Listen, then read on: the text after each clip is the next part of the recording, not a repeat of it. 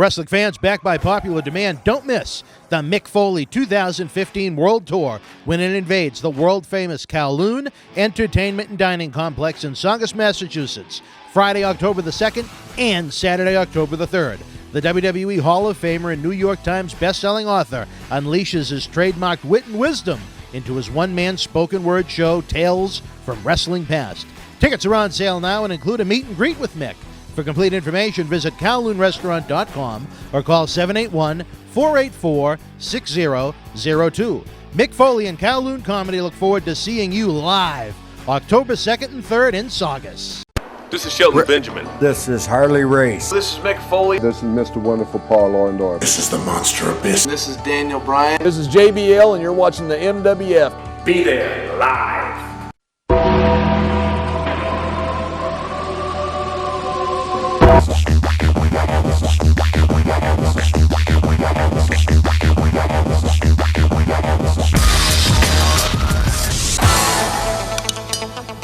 Wrestling fans from around the corner and around the world, welcome to another installment of Wrestling Insiders. I'm Dan Marotti here in MWF Studios, just north of Boston, in downtown Melrose, Massachusetts. In this edition, let's check out the September 22nd, 2015 edition of WWE Monday Night Raw, emanating from Laredo, Texas. Don't forget the countdown is on to our 14th anniversary Big Bang Birthday Bash Extravaganza exclusively on BostonWrestling.com Monday, September the 28th. We have a new president, a new vice president, with announcements coming left and right. As always, we need your support in a variety of ways you can help the cause of bringing you more great live wrestling events and in-studio productions. If you haven't tried WWE Network yet, click on the link below. Within a minute or two, you'll be enjoying live pay-per-views, original programming, and thousands of hours in archive shows. For $9.99, it is the best value in professional wrestling, but right now, you can try WWE Network absolutely free for 1 month. Click on that link now. Also, use the links we have to shop with our partners at Amazon.com and WWE Shop.com. No matter what you buy, even non-wrestling items on Amazon, we get a small kickback for sending them your way, and it does not increase your purchase one single penny. Help out the good guys on this one, folks. The holidays are just around the corner, believe it or not. If you're feeling generous and enjoying more than 800 free videos we have up on our YouTube channel, you can always send a donation of any size using PayPal and our bw@bostonwrestling.com email address. Every penny we raise goes right back into our live wrestling event and in-studio production initiatives. Die-hard wrestling fans know we have to support indie wrestling. It's the backbone of the sport. It's the foundation you build a home with. We don't have giant sponsors or cable TV contracts. What we have are wrestling fans that share the same passion we do. We hope you'll join us as our adventure continues. Raw opened up feeling a little fresh this week. The Wyatt clan made their way to the ring, discussing last night's Night of Champions event. Roman Reigns came out through the crowd, and he challenged Bray Wyatt to a fight on the spot. No referee, no nothing, but that quickly led to a triple team on Roman. Dean Ambrose charged the ring in an effort to try and even the odds, and then we had the return of Randy Orton, who was injured by Strowman a couple of weeks back. Really liked the opening to this show. It wasn't the typical 20-minute promo by Seth Rollins or the Authority like you might see. Felt different, and that was a good thing. I would have liked to have seen WWE done that for the season premiere last week, but that's a different story for a different time. Seth Rollins was looking for the Authority backstage, and he bumped into Corporate Kane, looking much different than he did 24 hours earlier when he had the mask on. Kane claimed he didn't remember being at Night of Champions the night before, and he said he booked Rollins in a rematch against John Cena for the U.S. Championship in the main event of Raw. And a return match from the Night of Champions kickoff show, Neville and the Lucha Dragons were victorious over Stardust in the Ascension. I really applaud WWE Creative for trying to come up with something for the Ascension and even Stardust here, as they've fallen into nobody cares land. The Lucha Dragons, I really think, can be a marketing machine when it comes to the kids. They haven't had that much exposure on Raw as of yet. They're usually a SmackDown treat. Ryback defeated Bo Dallas. Kevin Owens was at ringside doing commentary. Owens defeated Ryback for the Intercontinental Championship the night before at Night of Champions. I feel it was a smart move, with Ryback really not needing the Intercontinental title to stay over. Having Owens hold it really freshens Owens up, and it gives a lot of the babyface mid-card clan, so to speak, some action right there, which could be some really great matches. As soon as the referee's hand hit 3, Owens jumped Ryback, but the big guy fought back, almost hit the shell shock. Owens got out of it and ran to the back. I imagine we'll see much more between Owens and Ryback in the coming weeks. Ric Flair introduced his daughter, the new WWE Divas Champion, Charlotte. She spoke about how much Rick has meant to her, and he started to cry. Not the first, or definitely not the last time we've seen that from the Nature Boy. This was a really nice segment. Then Paige wound up turning heel. She shot on Charlotte becoming the champion.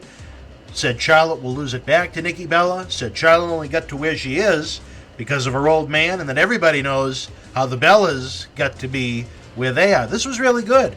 Led to Charlotte taking on Brie Bella once Paige went to the back, and Brie was ready to break out those fake-looking wrestling moves and overall awkward movements, just flopping around when she took a bump or was selling in general. Charlotte victorious. Sheamus defeated Mark Henry. Rare appearance by Henry. This makes the victory mean a little bit more in the grand scheme of things. They pushed that Henry was a former world champion, which is a good thing. Where Sheamus has that Money in the Bank contract, it's showing that Sheamus has what it takes to beat a champion, even though Sheamus has held world championships in the past. Sheamus defeated Mark Henry. Rare appearance by Henry. This makes the victory mean a little bit more in the grand scheme of things. They pushed that Henry was a former world champion, which is a good thing. Where Sheamus has that Money in the Bank contract, it's showing that Sheamus has what it takes to beat a champion, even though Sheamus has held world championships in the past. Again, Sheamus, I believe, is still in Nobody Cares land as well. In a six-man tag team matchup, Rusev and the WWE Tag Team Champions, The New Day, defeated Dolph Ziggler and the Dudley Boys. This was a great matchup. Ziggler was in the majority of the match for the babyface side. Xavier Woods is turning into one of the best parts of Raw and SmackDown in any given weeks. Woods' promos are solid for how he's portrayed character-wise. And the ridiculous trombone is hilarious. It's not usually something I'd laugh at. It's usually something I'd hate. But the way he does it, the way it's portrayed, the execution of the idea is excellent. The announcers pushed that the New Day is going to defend the titles against the Dudley Boys live at Madison Square Garden on the WWE Network special Saturday, October the 3rd. I smell a title switch. Hopefully, if it does happen, it'll be a short-term one, as the Retro Act isn't going to stay hot for long, and the New Day is with WWE long-term. In Divas action, Naomi defeated the returning Natalya. Big Show defeated Cesaro, somewhat of an upset, considering how hot Cesaro has been in the recent months since Tyson Kidd got hurt, but the Big Show's being built up for the main event of the network special against Brock Lesnar at Madison Square Garden on October the 3rd. Plenty of guys could have been put in Cesaro's spot here, but it is what it is.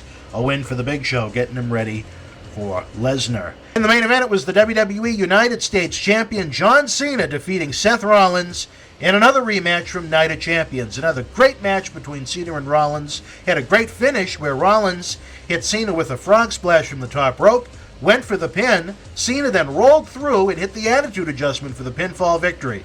Great match. Again, I don't think these two could have a bad match. I think they could put together the proverbial 3 or 4 star match in their sleep, if not better. Kane popped up on the screen saying that people Rollins couldn't even imagine are after his World Heavyweight Championship. The pyro hit, the music played, and the Demon Kane came up through the ring and dragged Rollins with him to proverbial hell.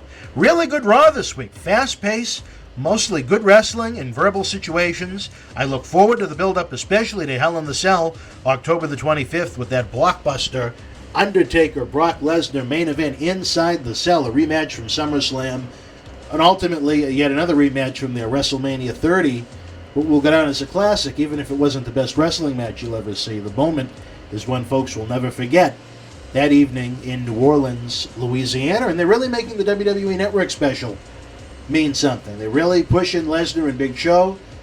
New Day now, Dudley's are a focused title matchup. I really expect a title change there. I'd love to see WWE do more of these network specials, similar to what WWE did back in the mid-90s with the 2-hour versions of In Your House. They weren't as long as the traditional pay-per-views, Royal Rumble, WrestleMania, King of the Ring, SummerSlam, and Survivor Series. They were, before they went to the 3-hour format in September of 97, I believe, they were great 2-hour live pay-per-views. They were only $14.95 compared to the regular price for the big boys. I don't think WWE is exactly going to look to go that route with the 2-hour special, but hey, that's what Beast in the East was when they were in Japan back on July the 4th. I look forward to being at MSG Live. WWE is kind enough to have me as their guest. We'll have a nice review of the big show in the Big Apple. What did you think of Monday Night Raw this week? Feel free to leave your thoughts in the comment section below.